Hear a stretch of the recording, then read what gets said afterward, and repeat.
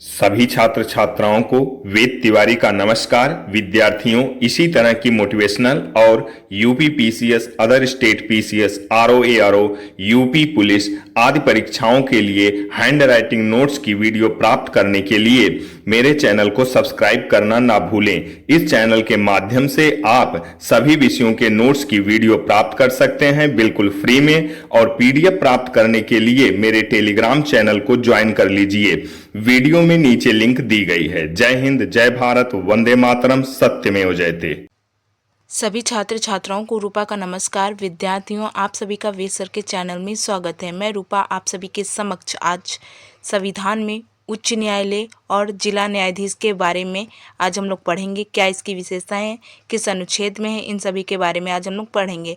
तो आइए वीडियो ध्यान से देखते व सुनते हैं। अनुच्छेद 214 से 232 तक है उच्च न्यायालय। अनुच्छेद 214, प्रत्येक राज्य में एक उच्च न्यायालय होगा। वर्तमान में कुल 21 से बढ़कर 25 उच्च न्यायालय हो गए हैं। दिल्ली एकमात्र ऐसा केंद्र शासित प्रदेश है जिनके पास अपना उच्च न्यायालय है। वर्तमान में 6 उच्च न्यायालय ऐसे हैं जिनका अधिकार क्षेत्र एक से अधिक राज्यों पर है। सबसे अधिक अधिकार क्षेत्र वाला उच्च न्यायालय गुवाहाटी उच्च न्यायालय है।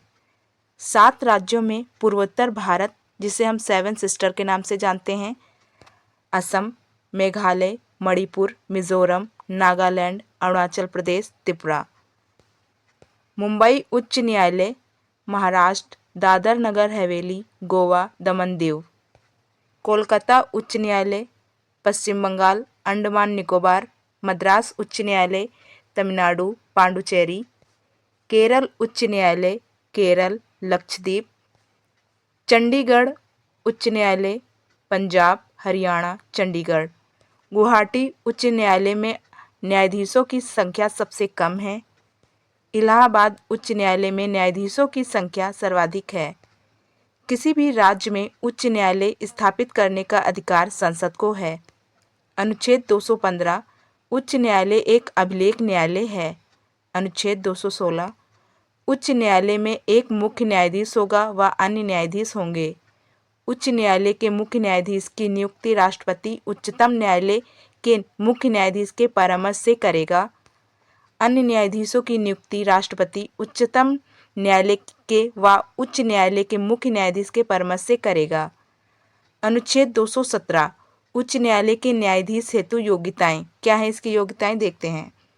वह भारत का नागरिक हो, वह भारत राज्य क्षेत्र में 10 वर्ष तक न्यायिक पद पर रह चुका हो या उच्च न्यायालय में 10 वर्ष तक अधिवक्ता रहा हो।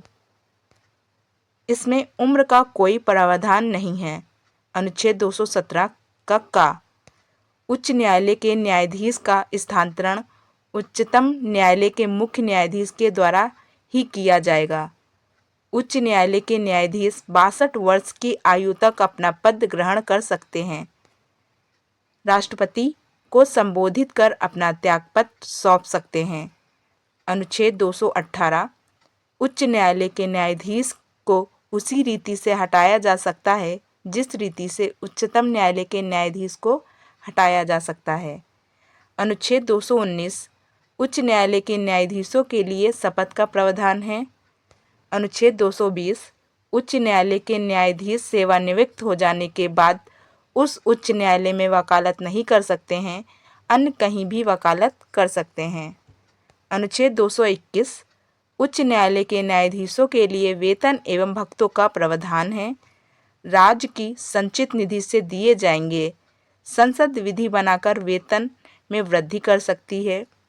अनुच्छेद 222, राष्ट्रपति उच्चतम न्यायालय के मुख्य न्यायाधीश के परामर्श से उच्च न्यायालय के न्यायाधीश का स्थानांतरण एक उच्च न्यायालय से दूसरे उच्च न्यायालय में कर सकता है। अनुच्छेद 224, जब कार्यभार ज़्यादा हो जाए तो राष्ट्रपति अतिरिक्त न्यायाधीश की नियुक्ति कर सकता है। अतिरिक्त न्यायाधीश का कार्यकाल 2 वर्ष का होता है। अनुच्छेद 224 का सेवानिवृत्त न्यायाधीशों को भी बैठकों में आमंत्रित किया जा सकता है। अनुच्छेद 225, उच्च न्यायालय के अधिकार क्षेत्र में परिवर्तन नहीं किया जा सकता है। आधिकारिकता में परिवर्तन करने का अधिकार संसद को है। अनुच्छेद 226 रिट आधिकारिकता। 5 प्रकार की रिट जारी की जाती हैं। बंदी प्रत्यक्षीकरण, परमादेश, अधिकार प्रच्छा, उत्प्रेषण, प्रतिषेध। अनुच्छेद 227 उच्च न्यायालय अपने अधीनस्थ न्यायालय का सर्वेक्षण कर सकता है। अनुच्छेद 228 उच्च न्यायालय किसी भी मामले को जो अधीनस्थ न्यायालय में लंबित हो और उसमें कोई विधि का सारवान प्रश्न अंतर्गत हो उसे अपने पास मंगा सकता है। अनुच्छेद 229 उच्च न्यायालय के अधिकारियों व सेवकों को उल्लेख व अन्य व्यय का उल्लेख है। अनुच्छेद 230 संसद विधि बनाकर उच्च न्यायालय का अधिकार क्षेत्र बढ़ा सकता है। अनुच्छेद 233 जिला न्यायाधीश की नियुक्ति उच्च न्यायालय का मुख्य न्यायाधीश व राज्यपाल जिला न्यायाधीश की नियुक्ति करता है। योग्यताएं: वह भारत का नागरिक हो, 7 वर्ष तक न्यायिक पद पर रहा हो, उसकी नियुक्ति की सिफारिश उच्च न्यायालय से की गई हो। अनुच्छेद 235 अधीनस्थ न्यायालयों का उल्लेख। जिला न्यायाधीश के स्थानांतरण का अधिकार सिर्फ उच्च न्यायालय को है। संघ राज्य क्षेत्र व जनजाति क्षेत्रों का प्रशासन। अनुच्छेद 239 से 244 का अनुच्छेद 239 संघ राज्य क्षेत्रों का प्रशासन राष्ट्रपति द्वारा देखा जाता है।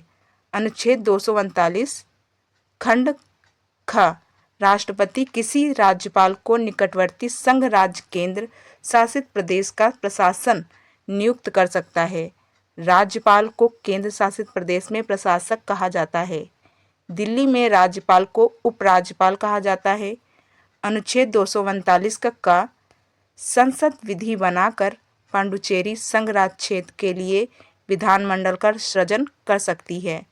अनुच्छेद 239 का ख प्रशासक को अध्यादेश जारी करने की शक्ति प्रदान करता है। अनुच्छेद 240 राष्ट्रपति अंडमान निकोबार, लक्षद्वीप, दादर नगर हवेली, दमन दीव के लिए शक्ति स्थापना हेतु नियम बना सकती है। अनुच्छेद 239 का 69वें संविधान संशोधन 1991 के द्वारा दिल्ली को एक अलग राज्य का दर्जा दिया गया, एनसीआर का दर्जा दिया गया। एकमात्र केंद्र शासित प्रदेश जहां राज्यपाल को उपराज्यपाल कहा जाता है। केंद्र शासित प्रदेश के मुख्यमंत्री की नियुक्ति राष्ट्रपति द्वारा किया जाएगा। अनुच्छेद 241 संसद विधि बनाकर उच्च न्यायालय की स्थापना केंद्र शासित प्रदेश में भी कर सकती है। राष्ट्रपति सर्वे सर्वा होता है। विद्यार्थियों, ऐसी ही वीडियो पाने के लिए हमारे चैनल को सब्सक्राइब करना ना भूलें। जय हिंद, जय भारत, वंदे मातरम, सत्यमेव जयते।